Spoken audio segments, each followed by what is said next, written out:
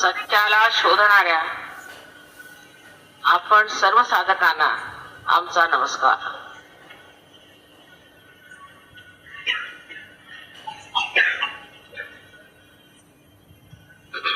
परमेश्वर सत्य आहे असे म्हटलेले, तसेच परमेश्वर हा प्रेमाचा स्रोत आहे असे म्हटलेले.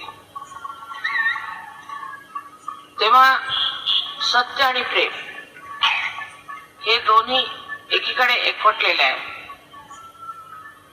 अशी ही शक्ती परमेश्वराची कोणती आहे?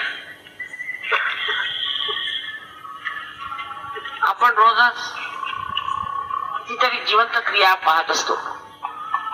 ती फुलं आपण बघतो, एका लहान बीजापोटी इतकी सुंदर फुले येतात. एक लहानस बीज, त्याला इतकी सुंदर फुलं कशी लागतात?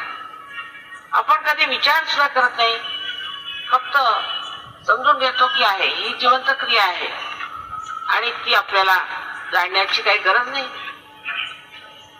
पण ही जिवंत क्रिया घडते कशी, कोण घडवतो? तसंच प्रत्येक मनुष्याची उंची एका मर्यादेत असते.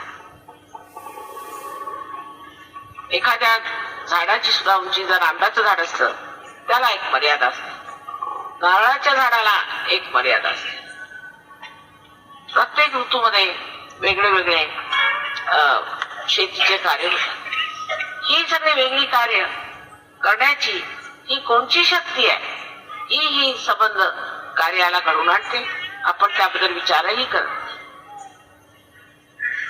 आणि त्यामुळे आपला जो काही प्रगतीचा मार्ग आहे तो फार एकांकी झालेला, एकतर्फा झालेला.